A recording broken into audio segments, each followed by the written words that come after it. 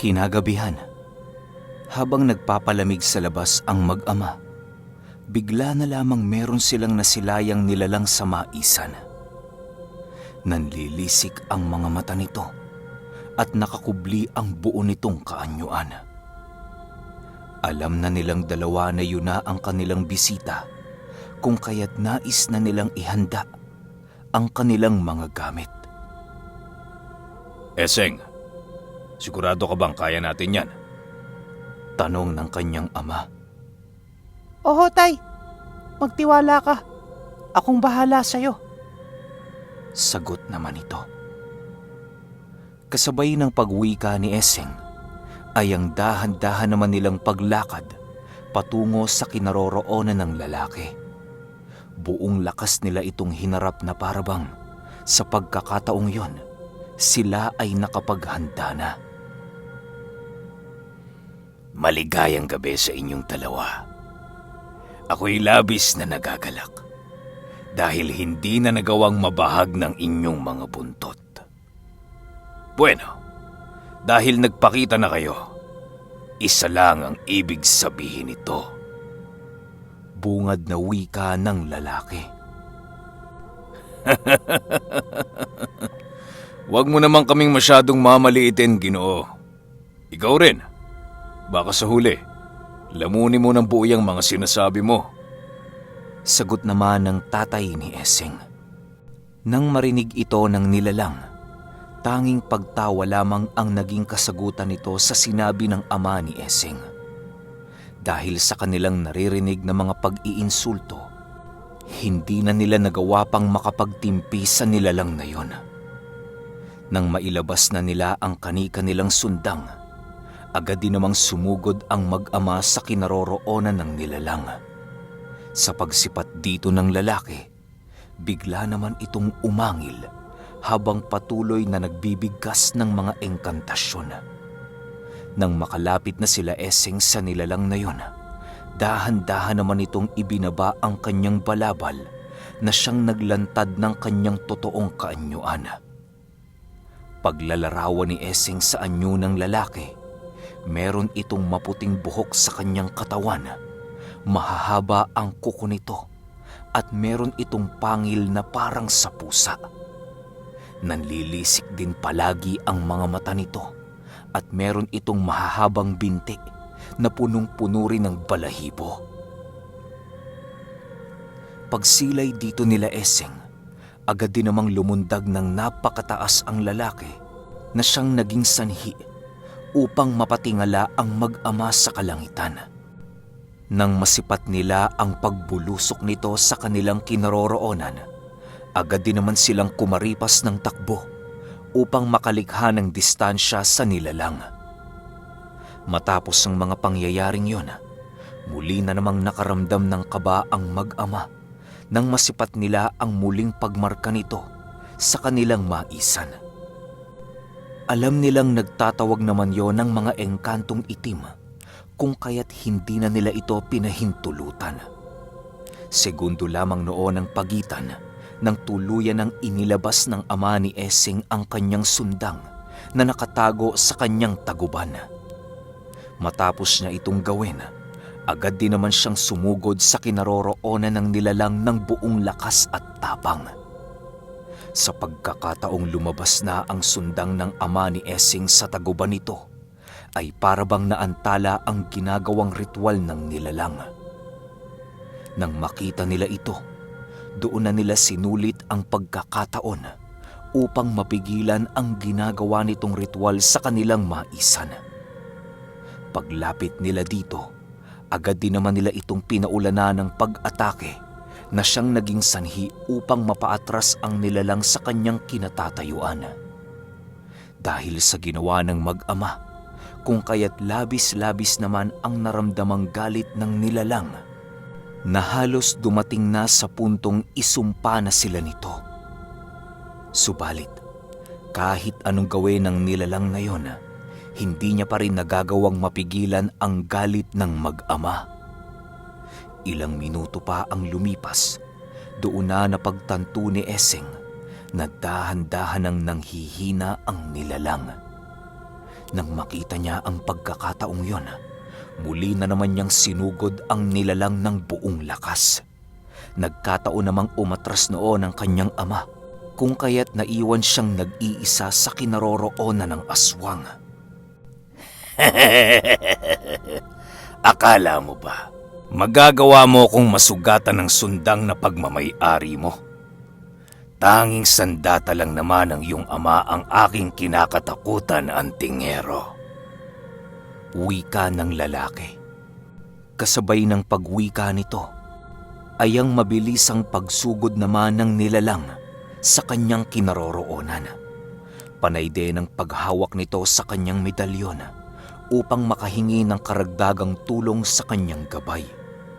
Paglapit nito kay Essing, agad din naman niyang inundayan ito ng saksak na siyang agad namang nasilayan ni Fernan. Dahil sa pangyayaring yon, hindi na nito naiwasang isigaw ang pangalan ng kanyang anak sa paniniwalang ito ay malubhang nasugatan. Ngunit sa paglisan ng nilalang sa kanyang kinatatayuan, nananatiling nakatayo itong si Essing at walang iniindang anumang sugat sa katawan.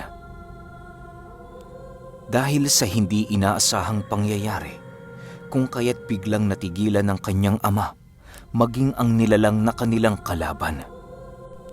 Ilang minuto din silang nabalot noon ng katahimikan, gawa ng hindi nila inaasahang dudulas lamang sa balat ni Essing ang pag-ataking ginawa ng lalaki.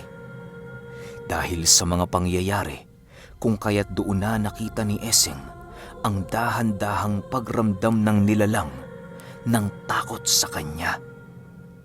Ilang minuto pa ang lumipas, napagpasyahan niyang lumapit sa kanyang ama upang ito ay kausapin. Sa paglapit niya rito, ay halos hindi niya magawang makausap ito sa kadahilanang patuloy pa rin itong nahihiwagahan sa kung anuman ang mga nangyayari. Saka ko na lang ipapaliwanag sa iyo, Tay. Mas mainam na tapusin na muna natin ang labanang ito upang makauwi na tayo. Wika ni Essing. Nang marinig ito ng kanyang ama, agad din naman itong ibinaling ang kanyang paningin sa lalaki. Sa pagsilay niya sa lalaking yon, tumambad sa kanila ang iilang engkantong itim na nagawa nitong tawagin. Panay din ang pagngisi nito sa kanila na parabang nasisiguro na nito ang kanyang tagumpay. Ilang minuto pa ang lumipas, bigla namang sumugod ang mga itim na engkanto na nasa kaanyuan ng usok. Nang masipat ito nila Essing, pinili naman magpakalat ng mga palipad hangin sa paligid upang magawa nilang maitaboy ang mga engkantong nakikisali sa kanilang labanan. Alam niyang hindi ordinaryo ang mga tinawag nitong engkanto, kung kaya't napagpasyahan niyang gamitin ang mga aral na kanyang natutunan sa mga duwende. Nang marinig ng nilalang ang mga inuusal ni Essing, ay doon na ito dahan-dahang naging seryoso. Ang kaninang pangisi-ngisi nito sa kanila ay tuluyang napalitan ng napaka-agresibong pagmumuka sa hindi malamang dahilan. Hindi pa man tuluyang nakakalapit sa kanya ang engkantong itim, bigla itong tinawag ng lalaki habang dahan-dahang iniaalis ang kanyang medalyon sa kanyang leeg. Matapos niya itong gawin, laking gulat na lamang nila Essing nang masipat nilang kinalas ng lalaking yon ang mga butong nagdudugtong sa kanyang kwintas. Sa pagkakataong nakita nila ang buong pangyayari, alam nilang merong binabalak na kakaiba ang lalaki. Segundo lamang noon ang lumipas nang tuluyan ng magsisisigaw ang lalaking yon dahil sa pagkasira ng kanyang medalyon. Kasabay ng pagkasira nito ay ang pagpasok naman ng mga engkanto sa loob ng kanyang katawan. Kahit pansin nila Essing na punong-puno na ang katawan nito, ay hindi pa rin siya nagagawang tantanan ng mga engkanto hanggang sa tuluyan ng masunog ang kanyang kaluluwa. Nang mapagtanto nilang mag-ama na mga engkanto na ang nangingibabaw sa katawang yon, ninais nilang umatras ng bahagya upang pag-aralan ang mga susunod nitong gagawin. Sa pagpapatuloy ng kanilang pagmamasid, doon nila nasilayan ang kakaibang kilos ng nilalang. Animoy hindi ito napapakali sa kanyang kinaroroonan na para bang marami ang kumokontrol sa kanyang katawan.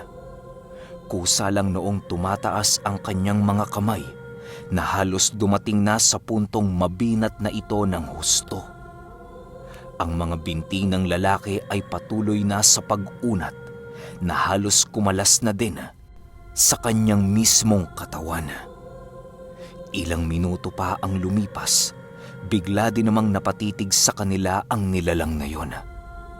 Habang patuloy sila nitong pinagmamasdan, panay din naman ang paglaway ng nilalang na para bang meron itong pagnanais na sila ay lapain ng buhay. Tay, pwede ko hubang mahiram ang inyong sundang? Tanong ni Essing sa kanyang ama. Nang marinig ito ng tatay Pernan niya, agad din naman itong iniabot ang kanyang sundang upang tugunin ang nais ng kanyang anak. Nang mahawakan na ito ni Essing, buong lakas naman niyang sinugod ang nilalang ng walang pagdadalawang isip. Sa puntong yon, medyo malakas na ang kanyang loob sa kadahilan ng hawak-hawak na niya ang pamana ng kanilang mga ninuno.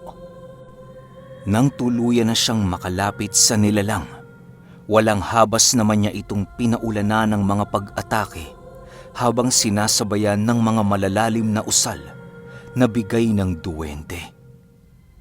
Ilang minuto pa ang lumipas, nagawa na ngang masugatan ni Essing ang katawan ng kanyang kalaban.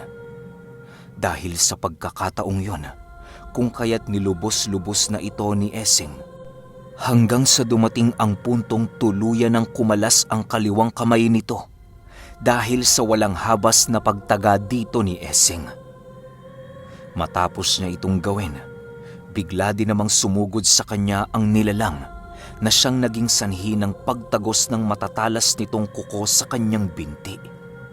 Dahil sa sugat na natamo noon ni Essing, kung kaya't hindi niya napigilang magsisisigaw dahil sa sakit.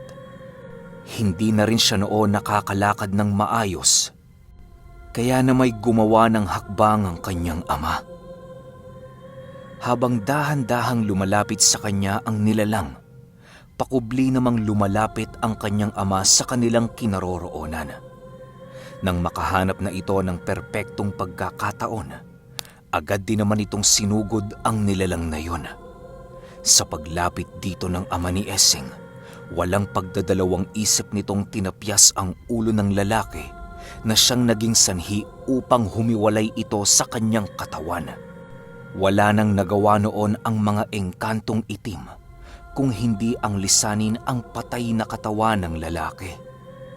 Sa pagbagsak ng katawan at ulo nito sa lupa, ay siya namang pagkawala ng buhay ng lalaki. Matapos ang mga pangyayari, dali-dali din namang lumapit ang kanyang ama sa kanyang kinaroroonan. Essing, ayos ka lang ba? Tanong ng tatay Pernan niya. Ayos lang naman ho ako, tay. Pakiramdam ko ho, para akong malulumpo. Sagot naman ni Essing. Nang marinig ito ng kanyang ama, hindi ito nagdalawang isip pang tumungo sa pamamahay ng maestro ni Essing. Alam niya kasing makakatulong yun sa kanila dahil sa bihasa ito sa larangan ng panggagamot. Nang marating na nila ang pamamahay nito, panay naman ang kanilang ginawang pagkatok na siya rin namang agarang binuksan ng albularyo. Oh, Essing, Pernan, ano nangyari? Nag-aalalang tanong ng albularyo. Kasabay ng pagwika nito ay ang pagpumilit naman ng dalawang pagpasok sa pamamahay niya. Nang mapansin ng albularyo ang paika-ikang paglakad noon ni Essing, ay agad naman itong kinuha ang kanyang mga halamang gamot at mga langis na maaaring makatulong sa kanyang disipulo. Essing, Ayos ka lang ba? Huwag ka na munang gumalaw, ha? Para naman hindi pa lumalayang sugat na natamo mo. Wika ng kanyang maestro. Maraming salamat ho, maestro. Nang hihinang sagot naman ni Esseng. Ilang minuto pa ang lumipas, tuluyan na ngang nawala ang malay nito dahil sa matinding pinsala at bugbog sa katawan na kanyang natamo. Kinaumagahan, halos hindi magawang makagalaw ni Esseng sa kanyang kinahihigaan dahil sa mga bugbog na kanyang natamo. Ang ama niya noon ay paika-ika na din ng paglakad na para bang meron din itong iniinda sa kanyang katawan. Sa pagsapit ng hapon noong mismong araw, napagpasyahan na nilang umuwi sa kanilang tahanan. Hindi na nila ninais pang magpalipas doon ng pangalawang gabi. Sa kadahilanang maaaring hinahanap na silang dalawa ng kanyang ina at mga kapatid. Pagdating nila sa kanilang tahanan, nadatnan nilang naghihintay sa kanila si Ubet habang nagluluto ng hapunan ang kanyang ina. Fernan, ba't ba hindi kayo nagpapaalam? Alam niyo bang halos wala akong tulog kakahintay sa inyo? Kanina kung san-san ko na kayo hinanap, pero hindi ko kayo makita. Tandaan mo to, Fernan, ha? Kapag inulit mo pa ang ginawa mo kagabi, makakatikim ka na sa akin. Galit na wika ng kanyang ina.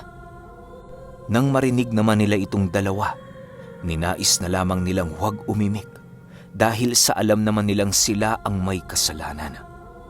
Sa pagsapit ng oras ng kanilang hapunan, napagpasyahan naman nila Esseng na ipagsabi sa kanilang pamilya ang totoong mga nangyari.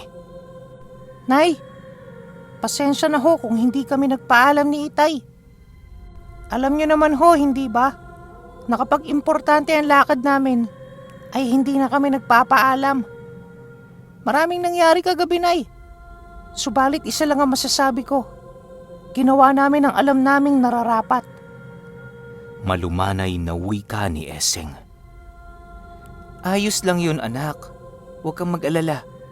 Basta sa susunod, ang nais ko lang, magpaalam kayong dalawa para hindi naman ako nag-aalala. Sagot naman ng kanyang ina. Matapos nilang mag-usap, ninais na nila Esseng na magpahinga. Bukod kasi sa mga bugbog niya sa katawang natamo, ay hindi niya pa rin maipagkakaila ang pagkirot ng kanyang sugat sa binti. Ilang araw pa ang lumipas, dahan-dahan na ngang gumaling itong si Esseng. Dahil sa hindi pa niya noon kayang magtrabaho, kung kaya't ang kanyang mga magulang na lamang ang naging abala sa pagbabantay ng kanilang maisan. Si Esseng noon at si Ubet ay ninais na manatili na lamang sa kanila upang bantayan ang kanilang pamamahay. Makalipas lamang ang ilang buwan, naging tahimik naman ang kanilang pamilya. May inaalagaan na din noong punso si Esseng na nabuhay sa ilalim ng kanilang papag. Ayon sa kanya, na ang punsong yon ay ang tahanan ng mga kauri ng duwendeng napapaloob sa kanyang katawan. Marahil ay natunugan ng mga ito ang presensya ng kanilang nagdaang hari sa kanyang katawan, kung kaya't doon na nila ninais manirahan. Sa paglaki ng punso, ay ang pag-usbong naman ng pamumuhay ng kanilang pamilya. Madalang niya lang bisitahin ang punsong yon, gawa ng marami din siyang inaasikasong trabaho.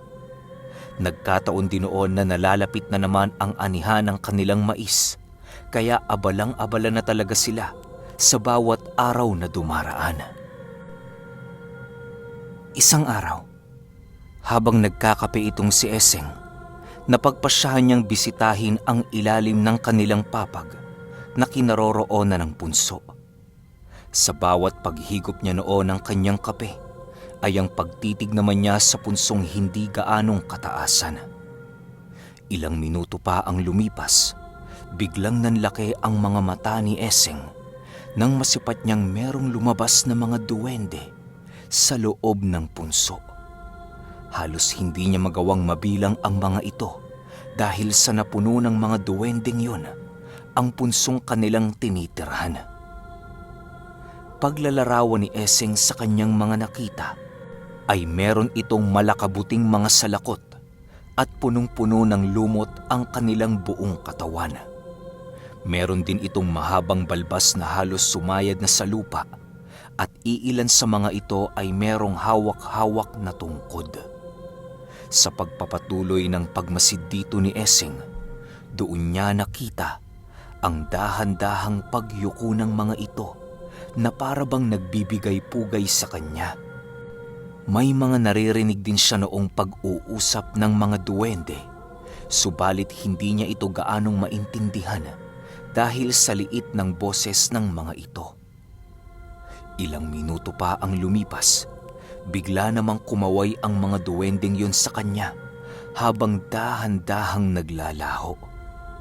Matapos niya itong masilayan, ninais na din niyang bumalik sa kanilang tahanan upang maghanda na sa pagtungo sa kanilang maisan.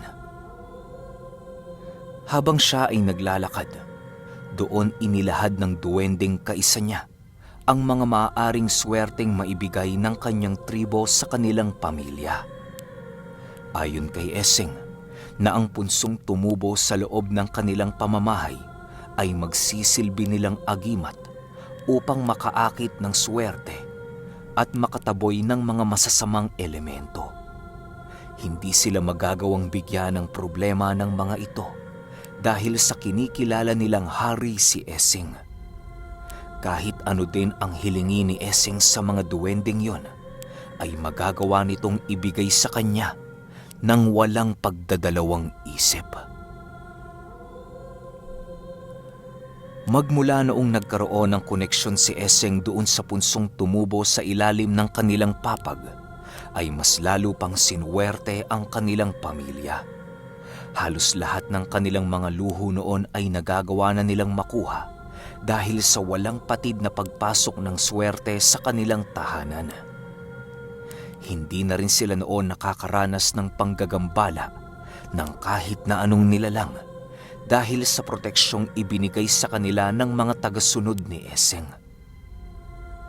Subalit, ang inaakala nilang walang hanggang kasiyahan nilang araw ay malapit na palang magwakas. Isang araw, habang naglalakad si Essing sa kanilang baryo, meron siyang nakasalubong na isang matandang lalaki na hukluban. Meron itong mga kadenang nakapulupot sa kanyang kanang kamay na siyang umagaw sa atensyon nitong si Essing. Bago pa man sila magkasalubong noong matanda, ay panay na ang ginagawa niyang pagsipat dito sa kadahilanang habang nagkakalapit silang dalawa ay pabigat din naman ng pabigat ang kanyang nararamdaman. Nang hindi na niya maatim ang ganoong karamdaman, ninais na lamang niyang lumihis ng landas sa pamamagitan ng pagtungo sa isang tindahan. Hindi naman siya noon nagawang pansinin ng hukluban na parabang wala itong pakialam. Ilang minuto pa ang lumipas, tuluyan na nga itong nakalayo sa kanya na siya rin namang sinunda ng kanyang paningin. Ayon kay Essing, na habang naglalakad ang matandang yun, ay parabang nakakaramdam siya ng mga mahihinang kuryente na dumadaloy sa kanyang sistema. Yun ang unang beses na makaramdam siya ng ganun, kung kaya't hindi niya maiwasang mag-isip sa pagkakakilanlan ng lalaki.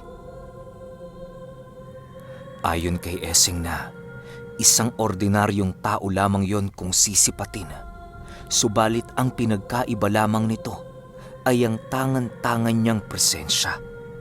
Kung ordinaryong tao ang sisipat sa matandang yon, ay mapagkakamalan lamang itong baliw.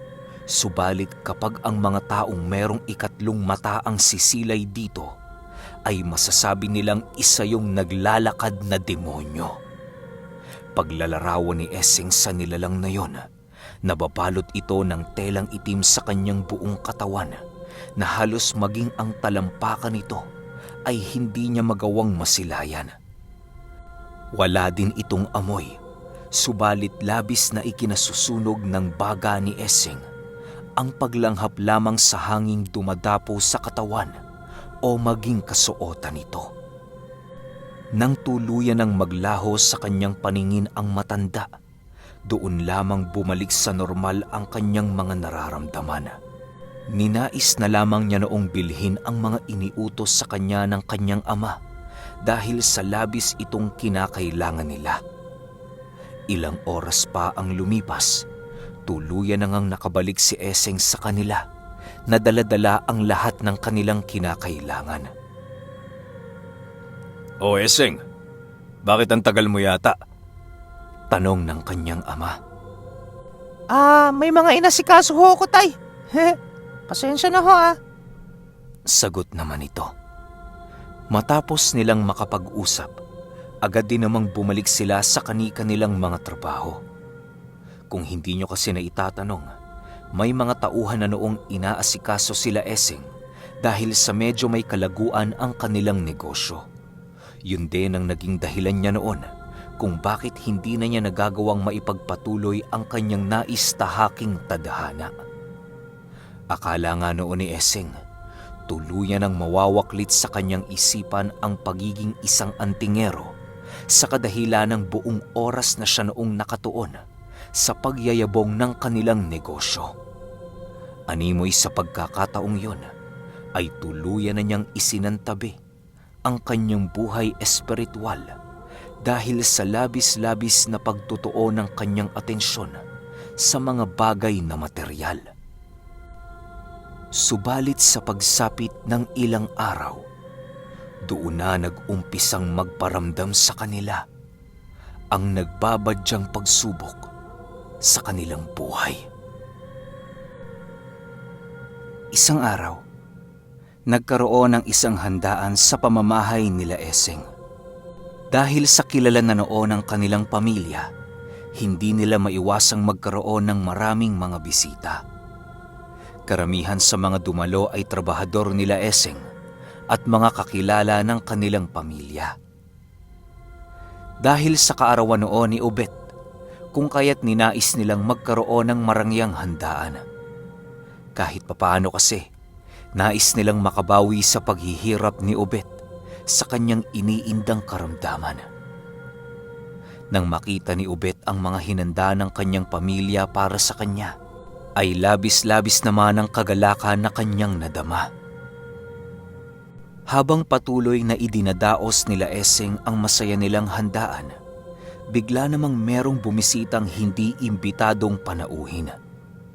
Bago pa man ito tuluyang makalapit sa kanilang bakuran, agad din naman itong natunugan ng mag-ama sa kadahilanang nagtataglay ito ng kakaibang presensya.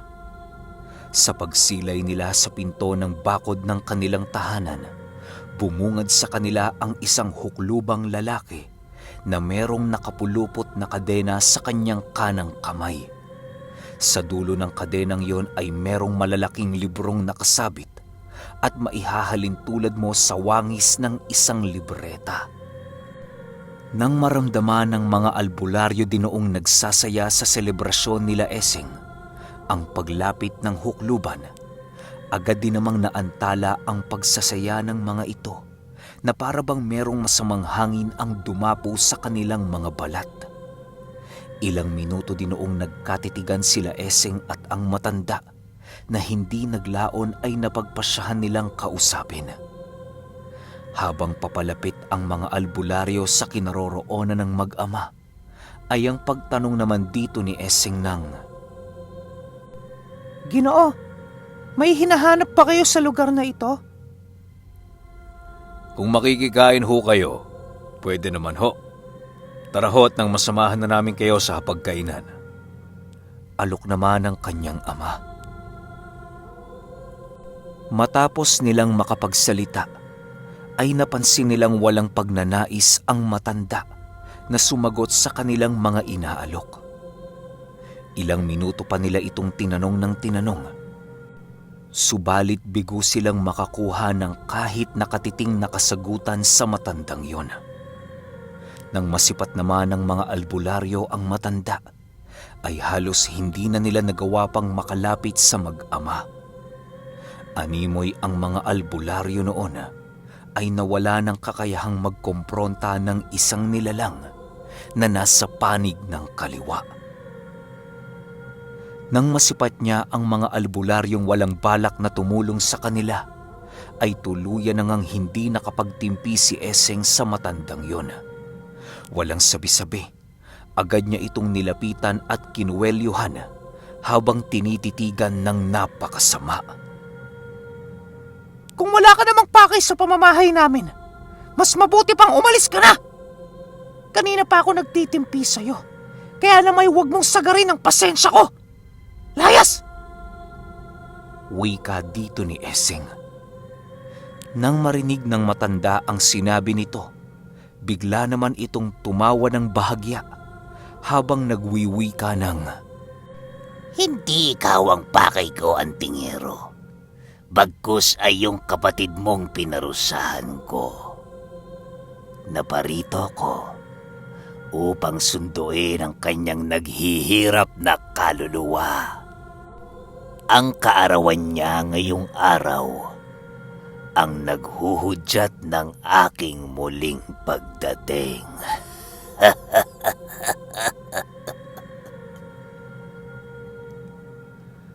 Nang marinig ni Eseng ang katagang binitawan ng matanda, doon niya pa lamang napagtanto na ang kanyang kaharap ay ang matandang mambabarang na kanyang hinahanap. Kasabay ng pagrinig niya ng mga katagang sinabi nito, ay ang mabilisan naman niyang paghawak sa kanyang sundang upang ito ay tagain. Nang masipat ng kanyang ama ang pagbunot niya ng sundang, agad din naman siya nitong nilapitan habang nagsisisigaw ng, Hoy, Eseng! Tama na yan! Kasabay ng pagwika ng kanyang ama, ay ang pagsunggab naman ito sa kanya upang siya ay pakalmahin at hadlangan ng kanyang nais gawin.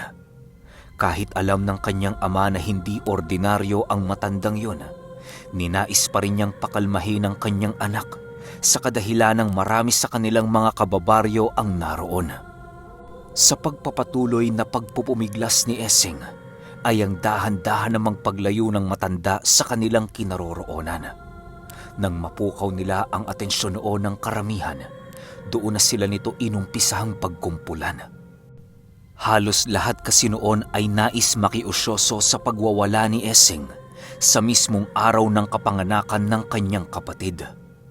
Lahat ng nagmamasid maliban sa mga albularyo ay walang kaalam-alam sa mga nangyayari.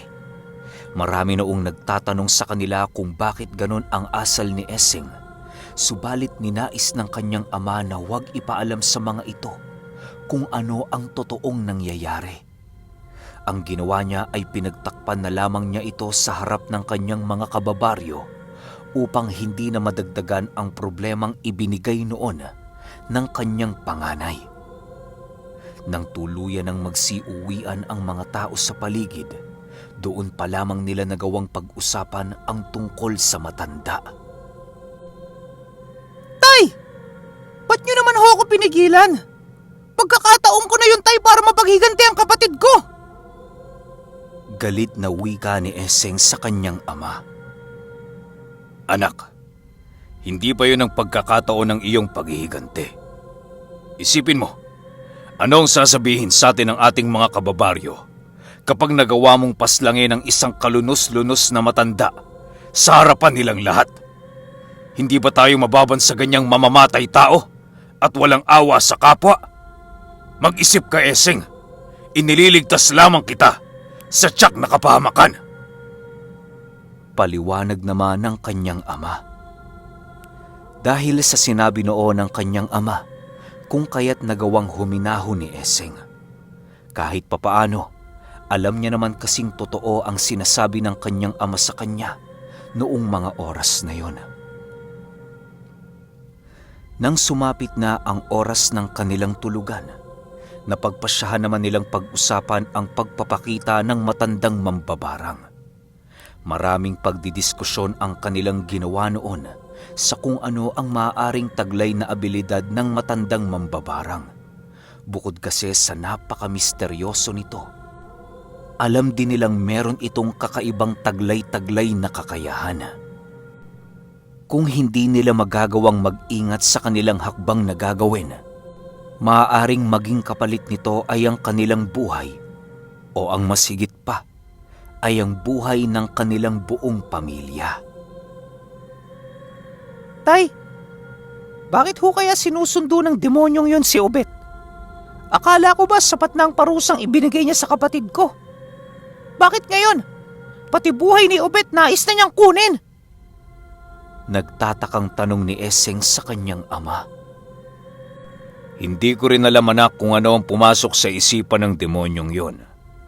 Ngunit iisa lang ang naiisip kong gawin, at yon ay hindi natin maaaring payagan ng demonyong yon na malaya niyang gawin ang kanyang nais. Dadaan muna siya sa bangkay ko bago niya malapitan si Obet. Hayaan mo, bukas isasangguni ko ang mga bagay na ito sa mga kumpare kong albularyo. Maghahanap na din ako ng maaaring makatulong sa atin upang mapaslang ang matandang yon.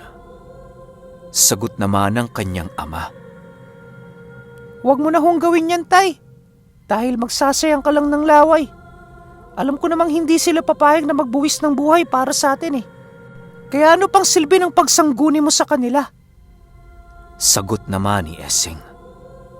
Matapos nilang makapag-usap, doon na nabuo sa kanilang isipan ang mga nais nilang gawin upang mapaghandaan ang muling pagbabalik ng matandang mambabarang.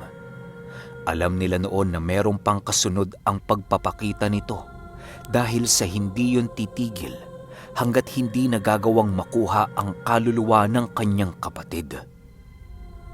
Sa paglipas ng gabing yun, ninais na muna nilang ipagpatuloy ang kanilang nakagisnang pamumuhay habang patagong naghahanda sa nalalapit na digmaan. Naaamoy na noon ni Esseng ang pagsasalubong ng kanilang mga landas, kung kaya't ginawa niya ang lahat upang maihanda ang kanyang sarili at ang lahat ng kanyang mga gamit. Panay din noon ang ginagawa niyang pakikipag-usap sa gabay niyang duwende upang kahit papaano'y magkaroon siya ng ilaw sa lahat ng bagay na kanyang ginagawa. Maliban sa pagkausap niya sa kanyang gabay, ay lumapit na din siya sa tribo ng mga duwende upang makahingi ng tulong sa mga ito.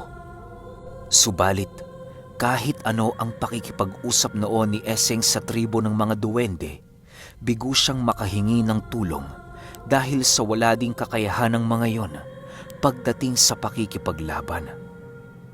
Ayon kasi kay Esseng, na ang mga duwendeng pinamumunuan niya noon ay tanging pagtulong lamang sa kalikasan ang kanilang tinataglay na mga abilidad. Hindi yon ang kagaya ng mga duwendeng mapaminsala sa kanilang kapwa o maging sa mga ordinaryong taong nakagawa sa kanila ng masama. Ilang araw pa ang lumipas. Wala nang nagawa noon si Esseng kung hindi ang mag-alay ng mga buhay na hayop sa mga engkantong nakatira sa paligid ng maisan.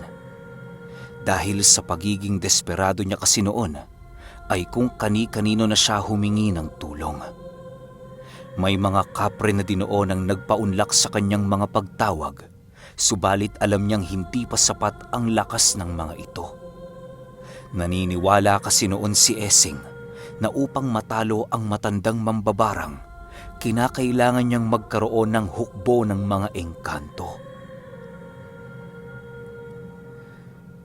Isang gabi habang kumakain ng hapunan itong sila Esseng, bigla naman silang naantala nang masipat nila sa labas ng kanilang bakuran ang pagdating ng matandang hukluban.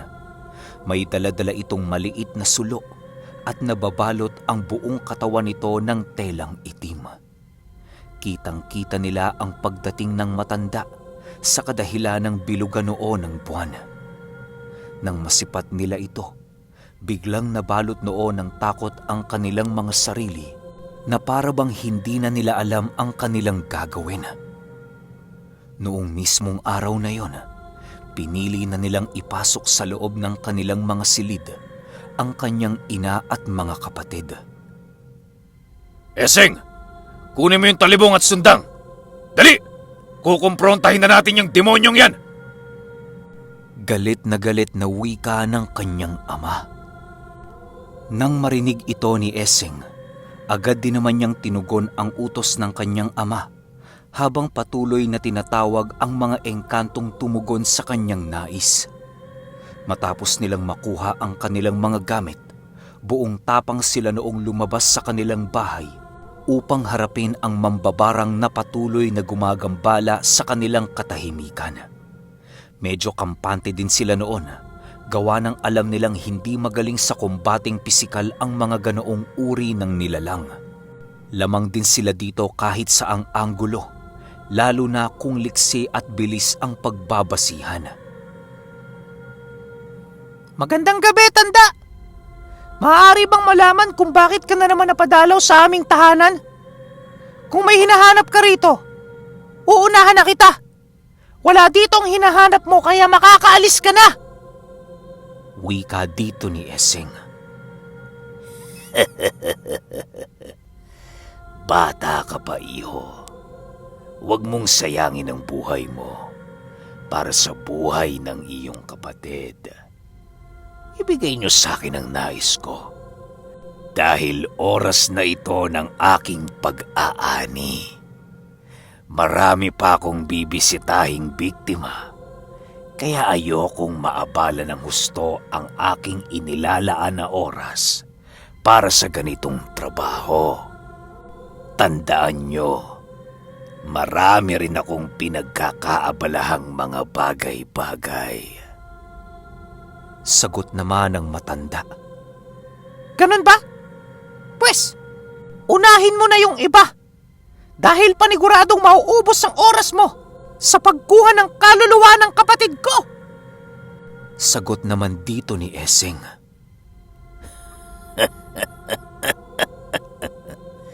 Hindi mo alam kung ano ang iyong ginagawa. Sagot ng matanda.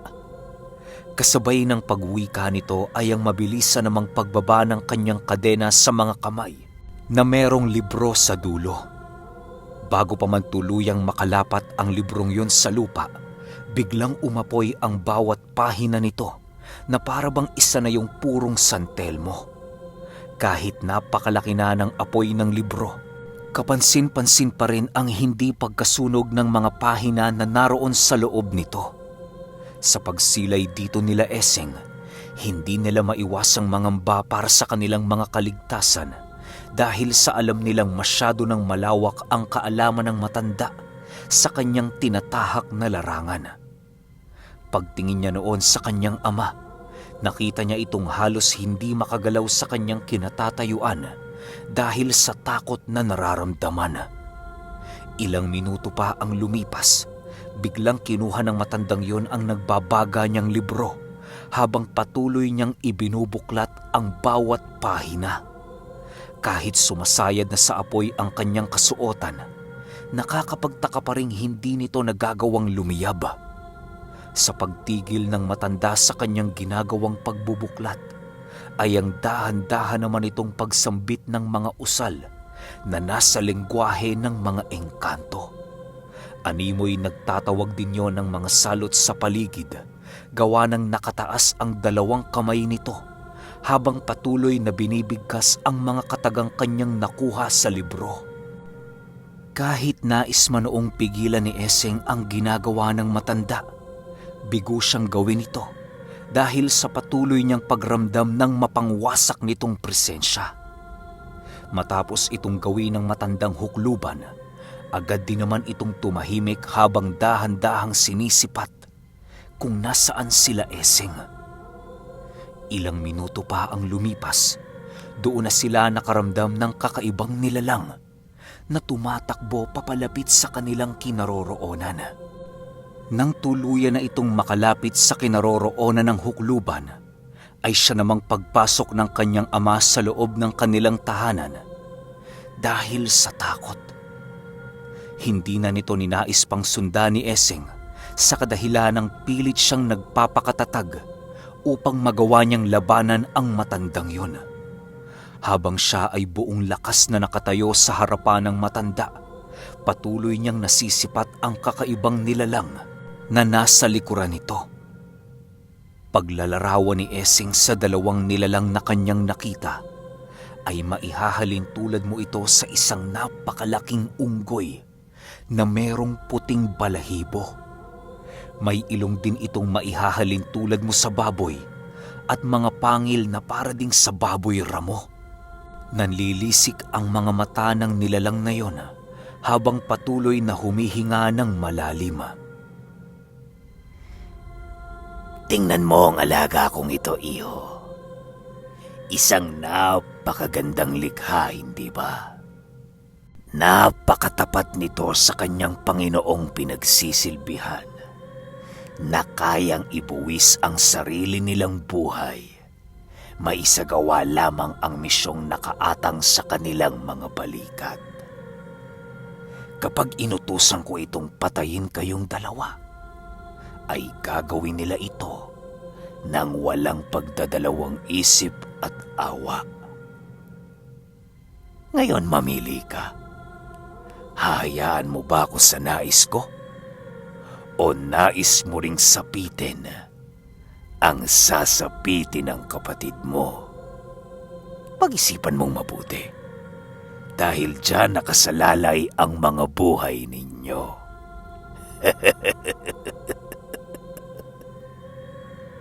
Malumanay na wika ng matanda. Nang marinig ito ni Essing, ay parabang hindi na niya alam ang kanilang gagawin. Alam niyang hindi nila kakayanin ang matandang yon o maging ang dalawang tinawag nitong mga nilalang.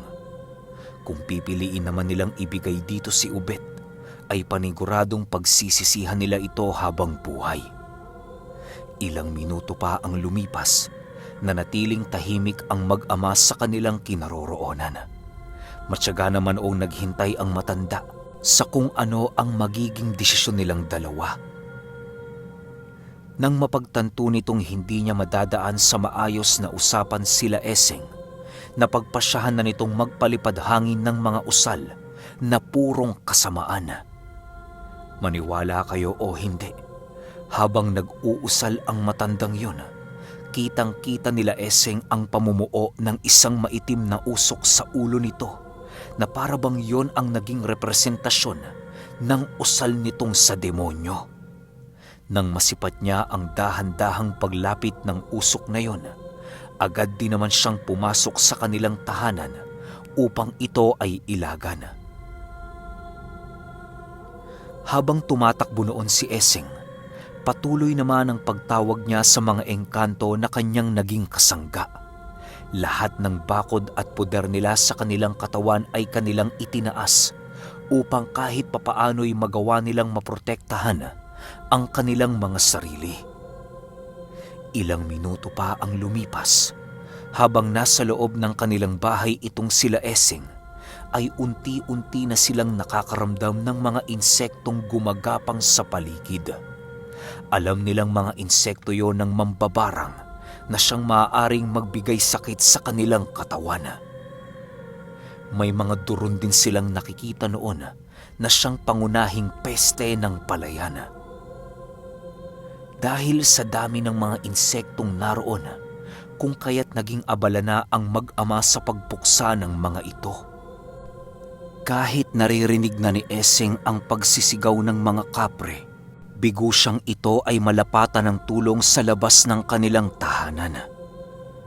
Ilang minuto pa ang lumipas, biglang naramdaman ni Essing ang paglaho ng mga kapre na parabang tuluyan na itong napaslang sa labanan.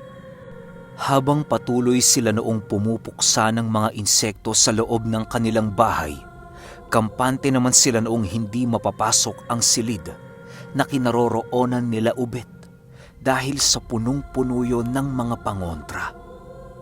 Sa pagpapatuloy ng kanilang pagpatay sa mga insekto, ay tuluyan na nilang nakalimutan ang totoo nilang kalaban. Sa sobrang pagkaabala noon nila Essing, hindi na nila naramdaman ang pag-alis ng matandang hukluban sa kanilang bakuran. Ilang oras pa ang lumipas, tuluyan na ngang humupa ang pagpasok ng mga insekto sa loob ng kanilang tahanan. Halos tambak na noon ang mga insektong napatay nila sa kanilang sala na kung susumahin ay kayang punuin ang 3 malalaking sako. Eseng, puntahan mo nga sa silid ang kapatid at ang ina mo. Ako nang bahalang magtapon sa mga pesteng to. Utos ng kanyang ama. Sige ho, Tay. Sagot naman ni Eseng. Kasabay ng kanyang pagwika ay ang mabilisan niya namang pagpasok sa silid ng kanyang ina at mga kapatid.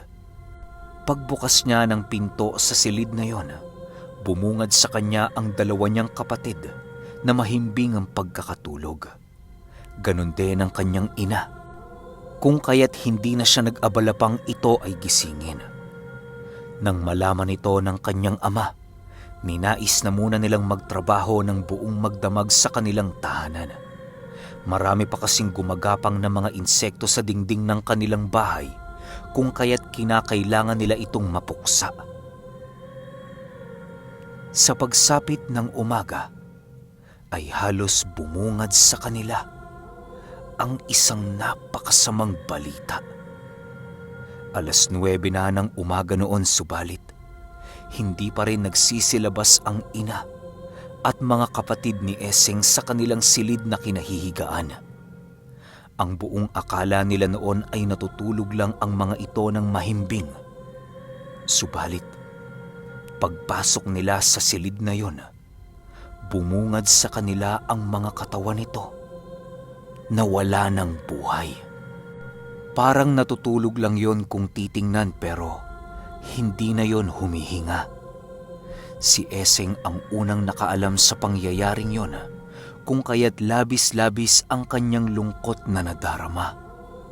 Ang tanging nagawa na lamang niya noon ay ang yakapin ng napakahigpit ang kanyang ina at mga kapatid habang patuloy na umiiyak. Nang marinig ng kanyang ama ang kanyang pagnanangis, agad din naman siya nitong pinuntahan upang tingnan ang mga pangyayari. Nang makita ng kanyang ama ang sinapit ng kanyang asawa't anak, ay halos mabaliw na ito sa kakaiyak. Ang pakiramdam kasi noon nila Eseng ay tuluyan ng nawala ng saysay ang kanilang mga buhay dahil sa pagkawala ng ilaw ng kanilang tahanan. Ilang oras pa ang lumipas, hindi pa rin natatanggap ng mag-ama ang mga nangyari. Nananatili sila noong nakaupo sa tabi ng mga bangkay ng kanilang mga mahal sa buhay nang hindi kumikibo. Patuloy lamang sa pagtitig ang 2 sa kawalan na parabang nag-iisip yon ng malalim. Sa pagsapit ng hapon noong mismong araw, nalaman din ni Eseng na ang tribo ng mga duwende ay nalipol din ng mampabarang. Hindi na niya muna ito pinansin sa kadahilan ng masyado ng manhid ang kanyang damdamin sa mga masalimuot na mga nangyari. Nang malaman ng kanilang mga kakilala ang sinapit ng kanyang ina at kapatid, ay hindi rin napigilan ng mga ito ang magluksa. Sa pagsapit ng araw ng lamay, ay halos pagmumukmok na lamang ang ginawa ni Eseng at ng kanyang ama. Okay, paano ba?